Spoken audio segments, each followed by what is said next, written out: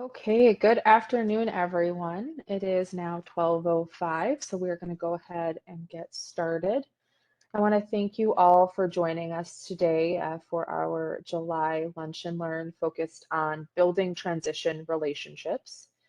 We have a great guest today. He is very involved in the industry and has been with IBEW for many years, and so he can offer us a great amount of expertise and information about really how to maintain these relationships with our apprenticeship partners, but also specific information about IBEW. So I'm going to go ahead and introduce Mr. Maurice King, and then I will hand it off to him to address some of the questions that you all submitted already. And then if you have any questions for him today, he is looking to have a lively discussion. So please feel free to unmute yourselves, add questions to the chat. We welcome it, and we're looking for just kind of a lot of engagement here. So please, if you have anything, feel free to speak up. So our guest today, as I said, is Mr. Maurice King. He started his apprenticeship with the International Brotherhood of Electrical Workers Local 134 in 1985 and went on to become a hall-appointed steward and then a foreman. In 1997, he became a training instructor and was later promoted to community relations coordinator, then assistant director, and now he currently serves as the vice president of IBEW Local 134. He holds a bachelor's in labor studies from the National Labor College and a master's in legal and ethical studies from the University of Baltimore. And he is also an active member of numerous boards. So he can offer us a lot of discussion around networking with this industry and other partners that might be able to help as you transition your pre-apprentices. So some of well, actually, I'm going to read all of the boards he sent to me because I think this is very impressive, and I don't know how he ever sleeps. So these are the boards that he is a member of. Cisco, Chicago Federation of Labor, OAI, Hire 360, Chicago Women in Trades, South Suburban College Highway Construction Program, Paul Simon Job Corps, Coin American College, Apprenticeship Information Committee, the Illinois State Apprenticeship Conference Committee, African American Employment Plan Advisory Council, Chicago Vocational Career Academy, Simeon High School, Architectural Construction Engineering Technical High School, and we are honored to have him as a part of our Illinois Works review panel as well. So we are excited to talk with Mr. King, and I will hand it off to him to start addressing some of the questions. How you all doing? Doing good. Okay. Any questions for me?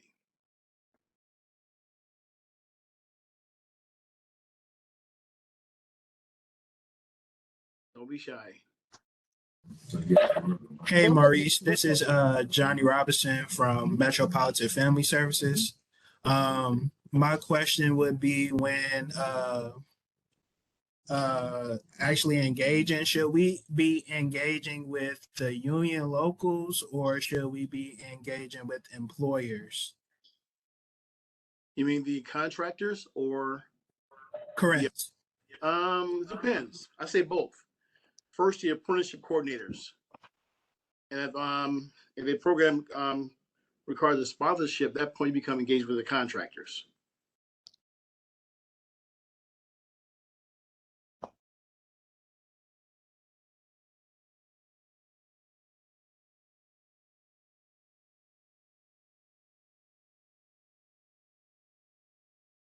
Hi, Maurice. I have a question. Okay. When will Local 134 be accepting applications? Every Wednesday, which is 9 a.m. until 11 a.m. We had registration this morning. We test twice a year, and we have 4 classes every year, every January, April, July, and October. Our last test was in May, and those applicants who scored well, they'll fill my July, October class this year. So we're right now for registration. So we test again in either October, November this year, and those go high, and it'll fill my January, April class of next year, 2023. Will something go out in writing when the testing is going out prior to, so we can send our students there? They can apply any Wednesday right now, as soon as possible. For electricians, communications program that registration for 1 week only, and that's only once a year for C cards.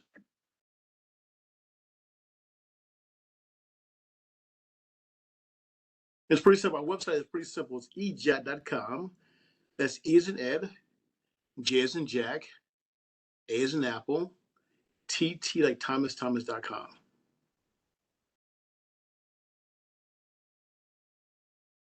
And do they apply online first and then come in person? In person at our location also.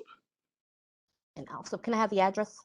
6201 West 115th Street, Alsville, Illinois 60803.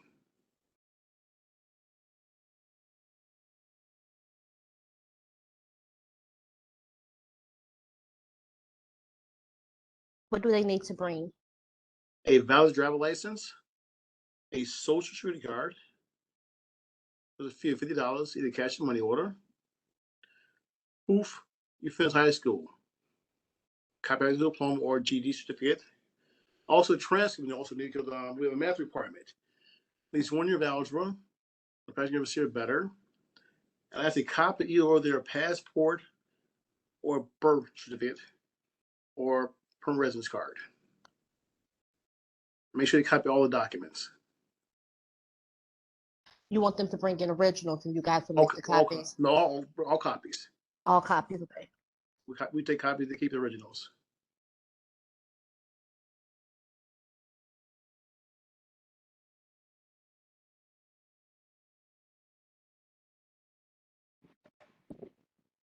Mr. King, I have a question. Can you hear me? Yes, I can. If we have a participant who doesn't have those documents, are there any workarounds as it relates to other documents that they can bring and still fill out the application? No.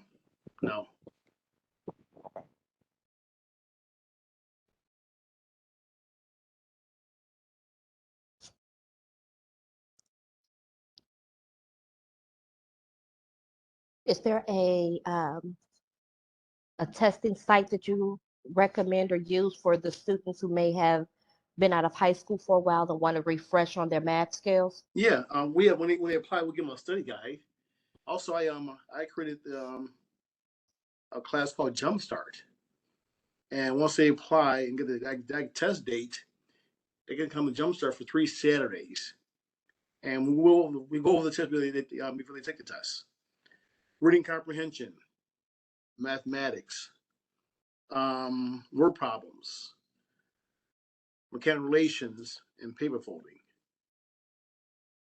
So I created Jumpstart almost 18 years ago to produce our minority population, our local, and so far it's done quite well.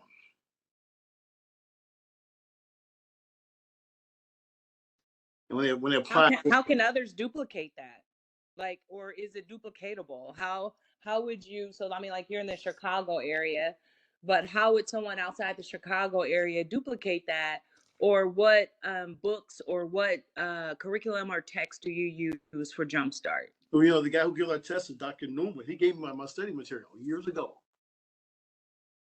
When they apply for our program, we give them this free study guide. Okay, and it's like no surprise on the test. It's like I said before, Is there a cost to that? none whatsoever. Would you be willing to share some of those documents? Or I hate to ask that. I mean, I don't, you know what I mean? Because I know that's your program. Well, but, no. How would how would we be able to get some of that information that you have? There's actually like a site that that we've been using to help with that. That's on the online, but I mean, if they could actually come together and work on some things like that together, I just think that's Sure. I think that's great. You're doing awesome, Dr. King. So thank you. Yeah, I'll give you my curriculum, if it's for the better,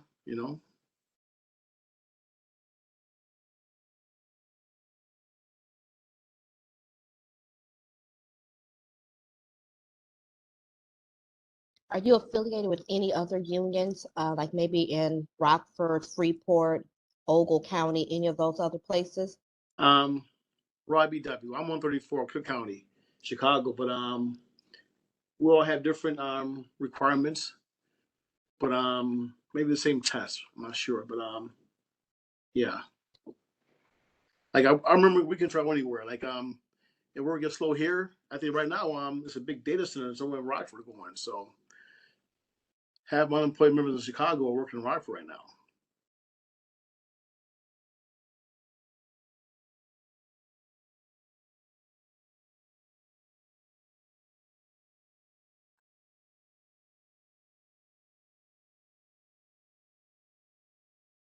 And Maurice, one of the questions that we received during registration was after taking the test at IBEW, how long does it normally take for them to get test scores? How long until they find out if they've been accepted or not?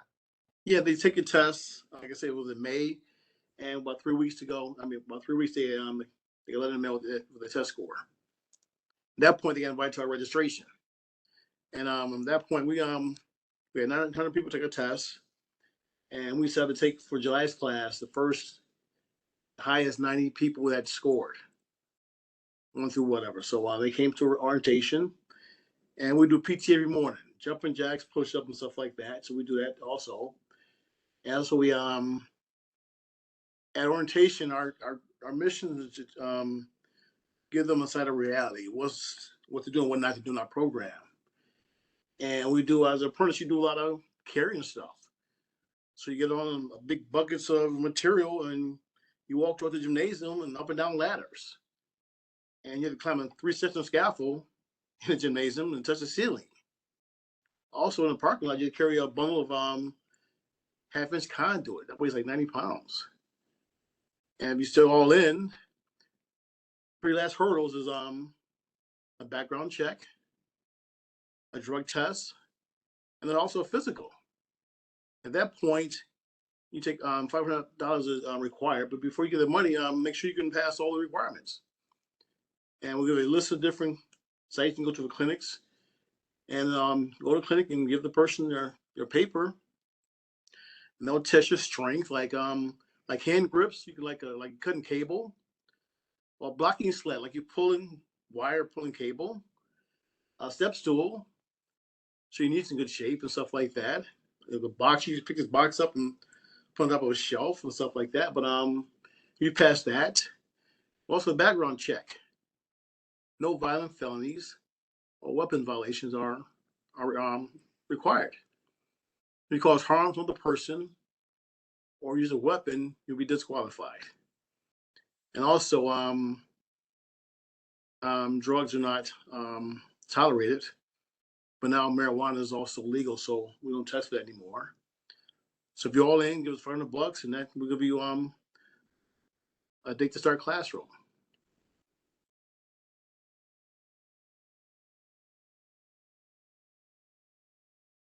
Mr. King, are they paid during their apprenticeship? Yeah, well, for the first 11 weeks of full-time classroom instruction are not being paid. Okay, so my second year is at 9 weeks, we give them a stipend. My second year apprentices get $600 every week to attend classroom. In third year, we give them $700 every week to attend classroom. Now, in the first year, my first year students right now, this is the third week. Now, when they finish that, the classroom instruction is guaranteed employment with a contractor. So 11 weeks of not being paid, you get done with all that. Just like with homework and practicals and hands-on stuff like that. When you get beyond that 11 weeks of school, Monday morning, a contractor will hire you for hands-on experience for the next 9 months. And you start making 40% of scale pay as an apprentice. You get a 5% pay increase every 6 months. Also, the 11 weeks of not being paid, those hours goes towards your insurance. So the first 11 weeks not being paid, plus the first month on the job, will give you and your family full medical coverage.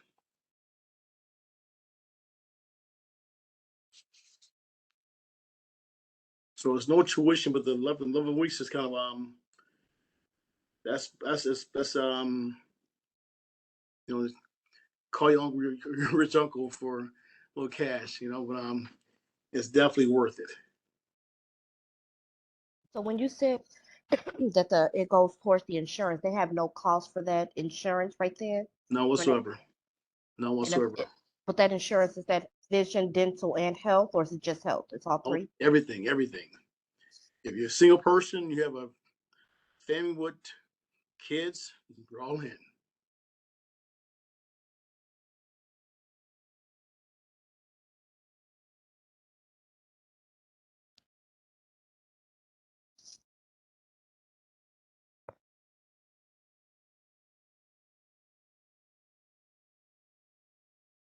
And Maurice, is that 11 weeks, is that pretty standard for a lot of apprenticeship programs, or is that specific to IBEW? That's for us. I think most programs go to school in the evening. For us to have block training is very expensive. And it's expensive, but it's our retention level, I think, is more profitable by having our students go to school on a full-time basis. And we've been doing this for the past 70 years.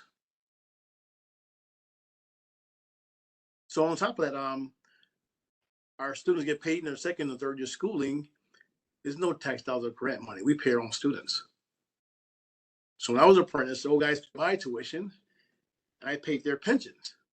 So now I'm an older guy now, so I pay my students tuition, and when I pull the pin and retire, they'll pay my pensions. Now that being said, I get 3 pensions plus an annuity. Also, my medical, the first time ever, I pay out of my pocket my medical, so I'll pay $100 a month. So I did about all this stuff that we should be able to retire without any being a burden on our families. We have great benefits, So yeah, it's not a bad occupation at all.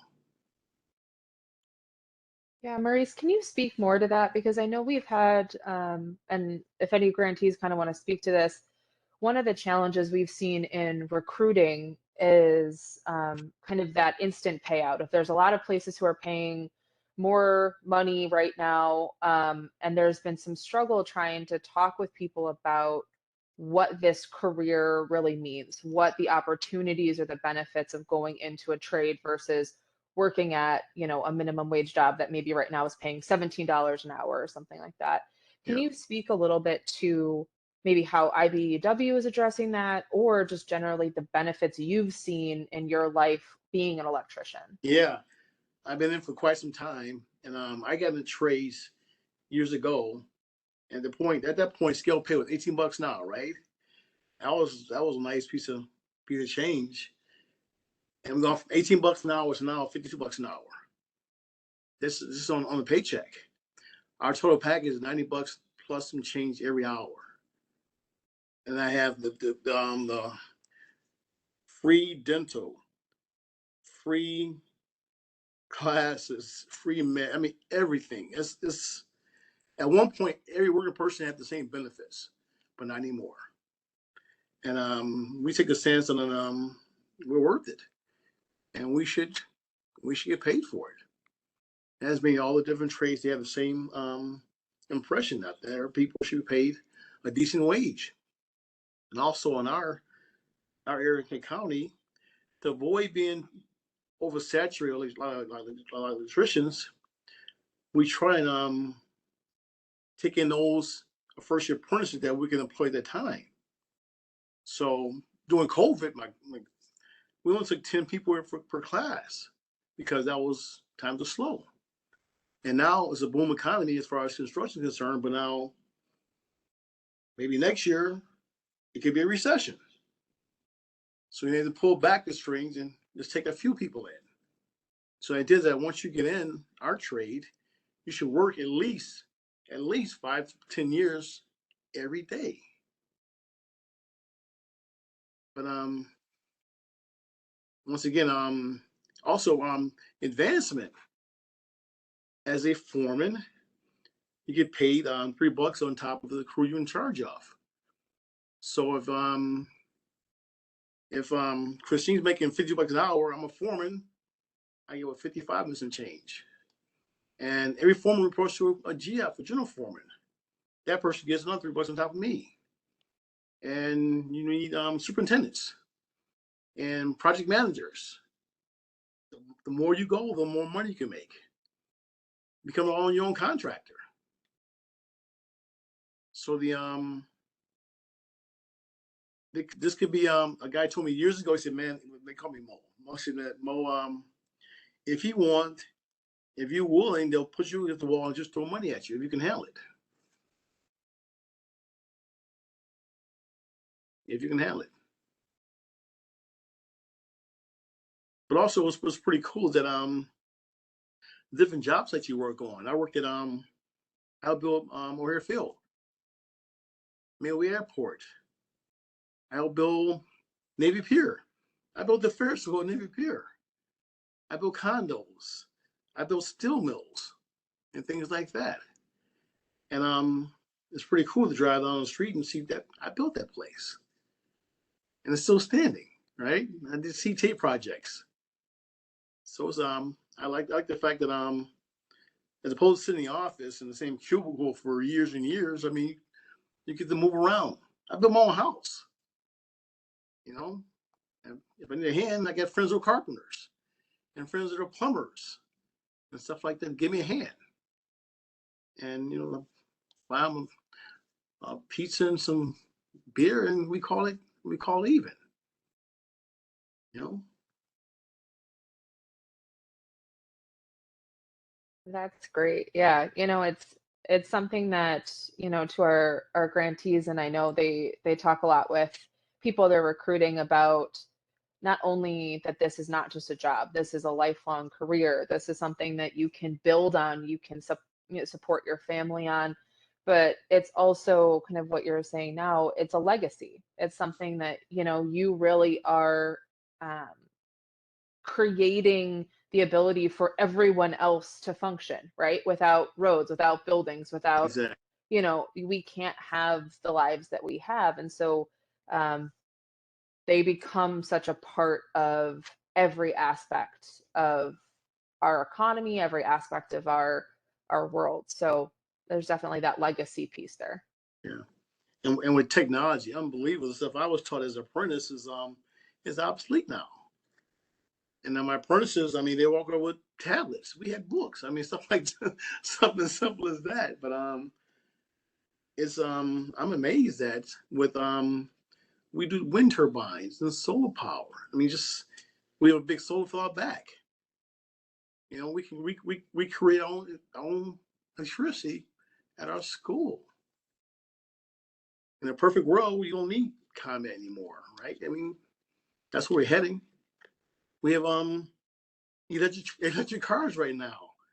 My students right now, they love the Volts and the Teslas. That's the thing right now. Our parking lot's full of them right now. So yeah. On top of the financial aspect, it's pretty satisfying. You can take night classes, and night class is like $25, and the material costs more than the class. Every electrician, as a apprentice, my goal is to become employable. And for those who we want to become employable, as you age or as you feel that you want more knowledge of some different class, you can take the class. Now, if you're having trouble, we'll waive your fee. And I did that. The better we all are, the better we, as a unit, we become more stronger. They pay for my education. I had no college debt whatsoever. They pay for me to go to school. Mr. King, from the time someone submits an application, uh, goes through the testing process, all the way until they get accepted, what is that timeline?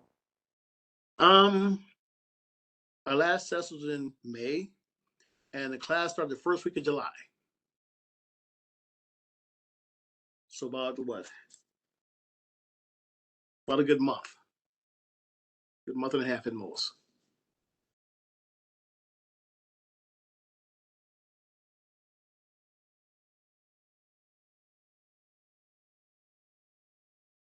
And then you said your next class starts September, Yep, October, yep. October. Every quarter, yep. But they took a test back in May. So those who are applying right now, they get in, they'll be starting January or April of next year, 2023.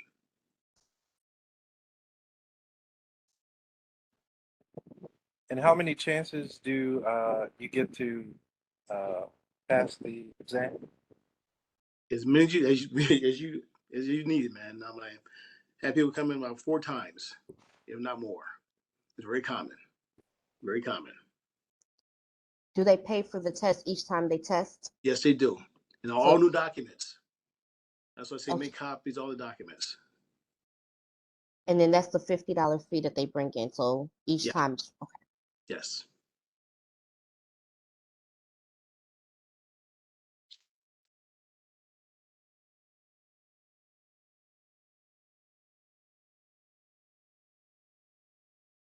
And Mr. King, when do they find out if they passed or failed the exam?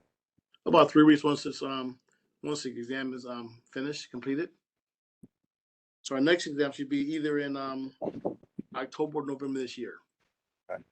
So if they fail the exam, they'll find out 3 weeks later, and then they'll have to wait until that Well, Wednesday.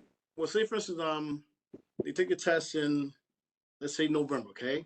The first class will start in January of next year, right? But the question is, how many people we take every cycle? Let's say it's a boom economy right now. So let's say we take another 70 people for January.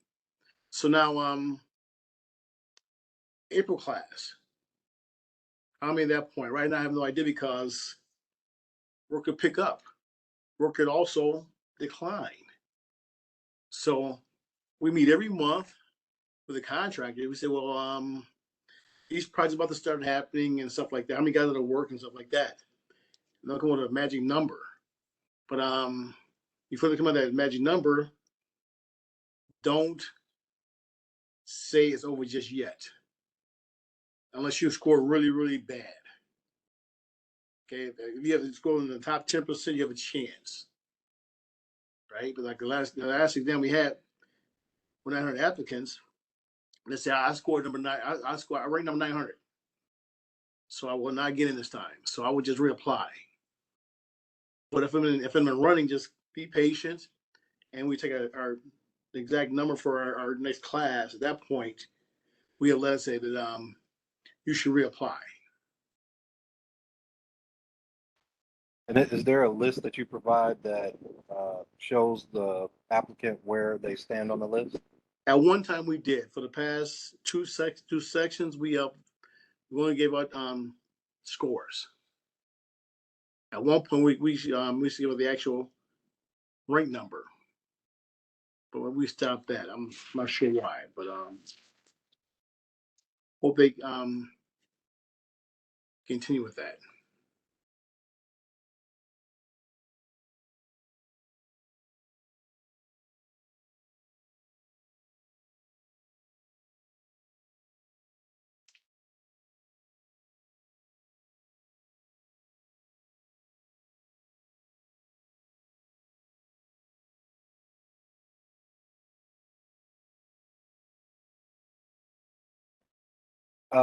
Another question here, Maurice. Yeah. Do you recommend for participants who are going through the program, do you see more benefit in applying directly with a contractor, or does it make more sense to go through a DOL registered apprenticeship program?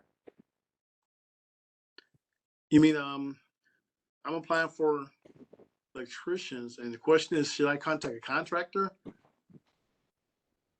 Correct. As far as no, you get we don't use it on sponsors. You get admitted on your test scores. Would it be possible to also walk on the job site as a participant, or even as the organization to recruit different job sites or companies to employ No, the participants? not the electricians. No, Not the electrician. no. Okay.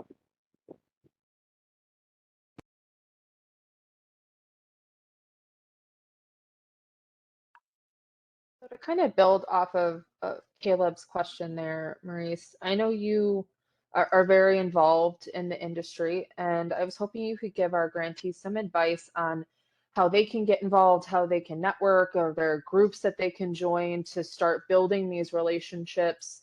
Oh yeah, Anything you can speak about. yeah. Um, if possible, attend the AIC meeting, Apprenticeship Information Committee. I chair that meeting, and it's a different apprenticeship schools. Let me see. Our next meeting is 1 second. Our next meeting is at the Carpenter School in Elk Grove Village, and that is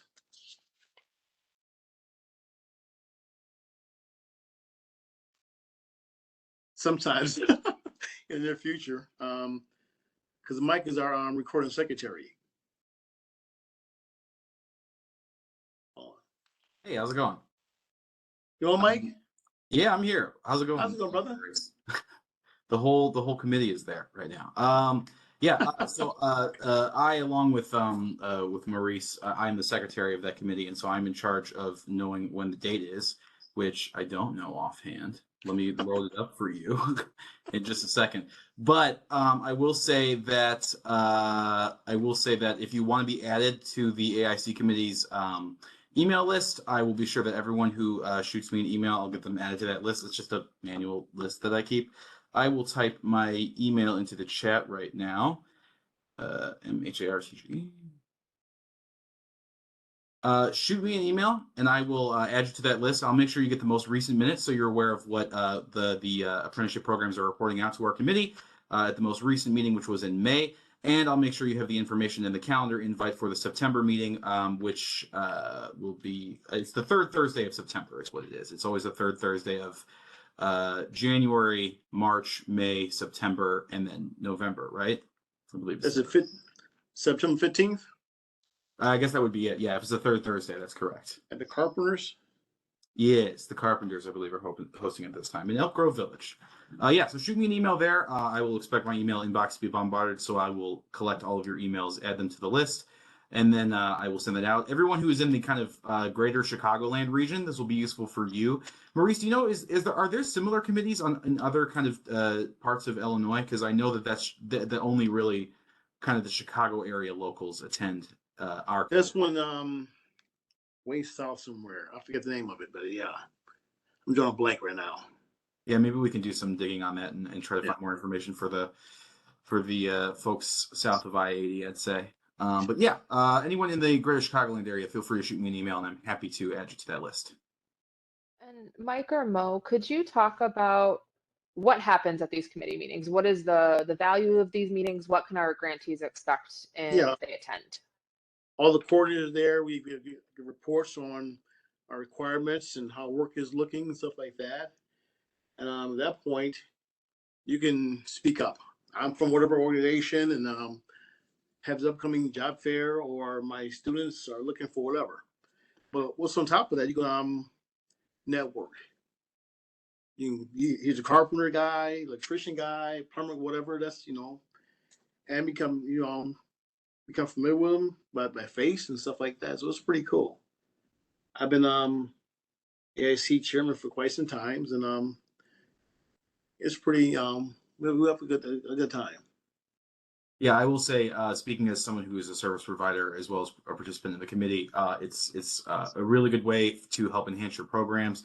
If you're looking for the Maurices of the various trades to come out and speak to your programs, to give an opportunity for your candidates to tour their apprenticeship programs, which if you haven't is an incredible activity for your candidates to participate in, because seeing is believing in the trades.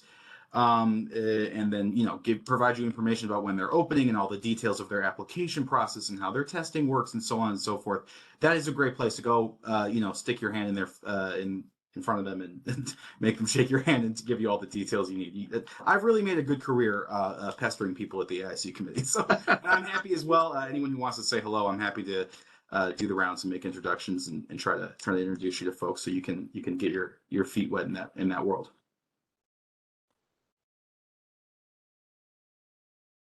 Great, thank you This both. is Johnny Robinson from Metro. I had a question. So I've been doing some research and I noticed that organizations like Hire 360, Women in Trade, Revolution are part of these initiatives. One of the major initiatives in Chicago is the Obama Center. How can other organizations be a part of that as far as referring our participants into that pipeline of employment? I don't want to make this all about Hire 360 or anything like that. I just wanted to tune in for AIC. But if you shoot me an email, we could discuss it. We basically applied for a grant for that opportunity, and that's how we got that kind of opportunity to work on that project. We're mostly doing outreach around that project. It's the job placement is something that has been slower than I want, but we are trying to help place candidates on the job site. It's going to be a 5-year project, so there's a lot of time. So shoot me an email if you're interested. And other than that, I'll back off because I don't want to take over the whole thing. But yes, shoot me an email. My email's in the chat. I'm happy to talk to anyone. Thanks, Mike. So if we could talk, Maurice, if there's any other groups or resources that you know of that might be helpful. Another avenue that I know we are also kind of thinking about is from the grantee perspective, how can they best prepare their participants for a registered apprenticeship, whether it's with you guys or with another registered apprenticeship? Are there things they can start doing before the application even goes in? Okay, you know what? Contact Cisco. That stands for the Construction Energy Service Corporation. And her coordinator is Ms. Jamila Mohammed. And let me find her number. And in fact, she has info on all the different building trades. And she calls me at least once a day. Well, by trade, she's also an electrician. But 1 second.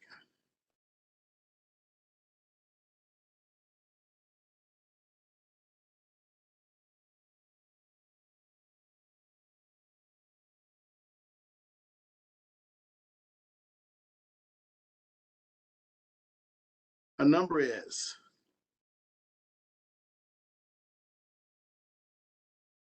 708-931-8001. 1 second, let me double check that. Yeah. But our website is cisco.org also. And you go on the website and find info on all different trades, like the towel setters or bricklayers or iron workers and stuff like that.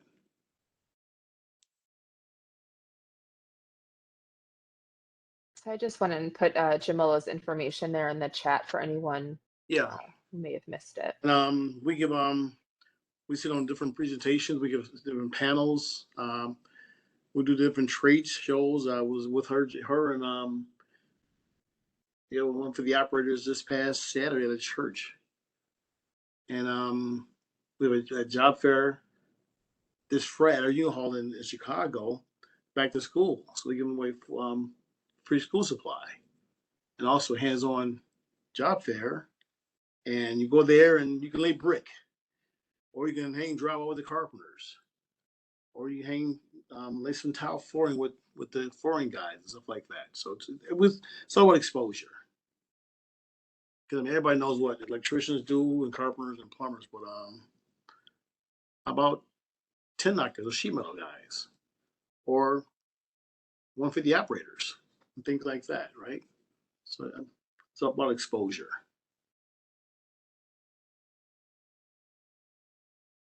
Great. Are there any other questions for Maurice?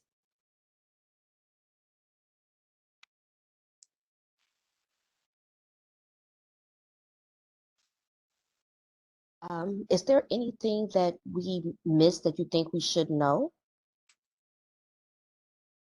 Hmm. You know what? By all means, go on Cisco's website because there's a question.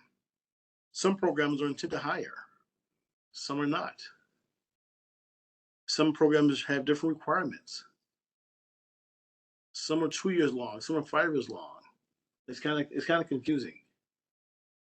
In a perfect world, we all be over at the same time registration. That's not the case. So go on Cisco's website and they'll tell you what's open right now, who's about to open, who just shut down. And some locals have a different residence requirement.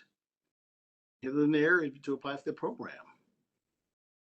So it can be kind of a little tricky sometimes.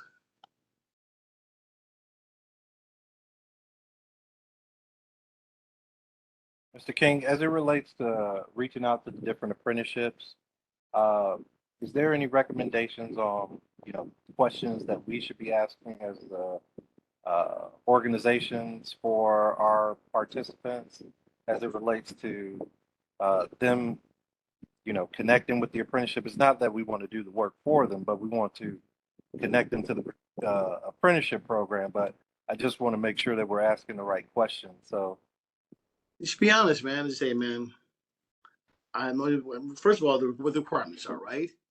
Um, Education wise, are there background checks? Are there drug tests and stuff like that?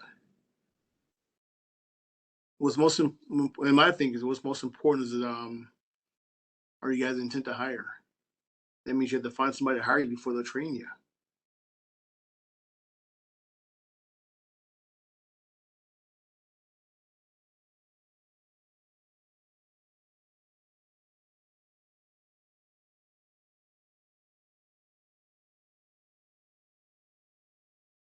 if someone's I guess legal status is considered undocumented, does that disqualify them for the apprenticeship program?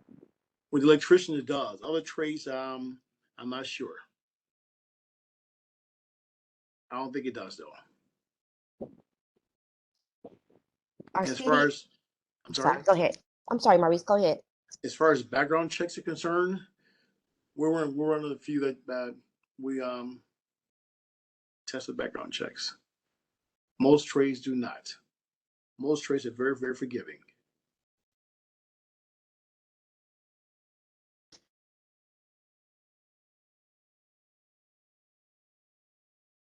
Are CDLs required to be in the electrical union? Nope, not 134. We're inside wireman. A local 9, that's lineman. I'm not sure. But local 9, I don't think it hurts you though.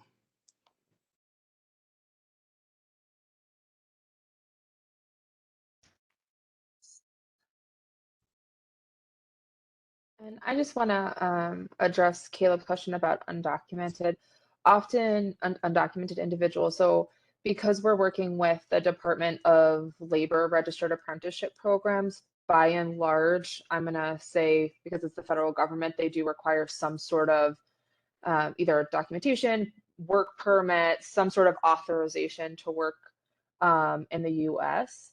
And oh, Mike just confirmed. Thank you, Mike.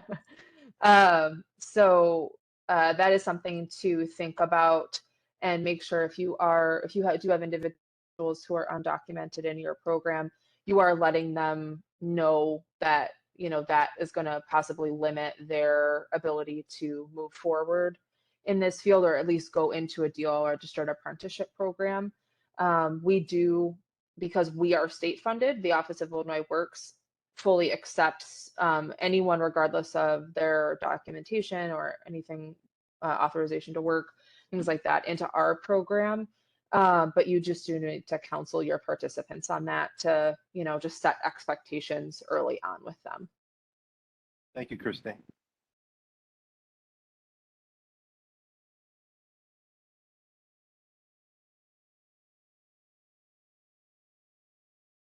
All right, are there any other questions?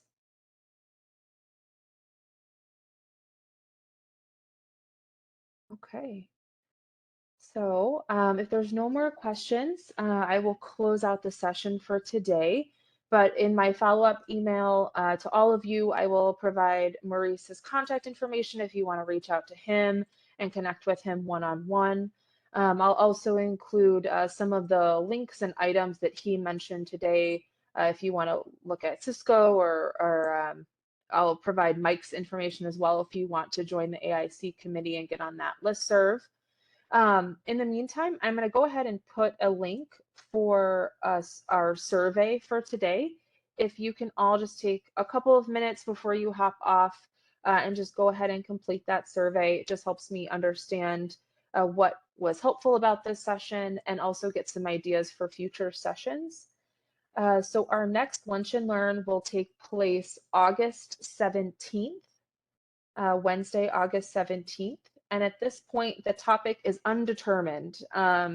We really try to create these based on what you guys are asking of us, what you guys might be facing.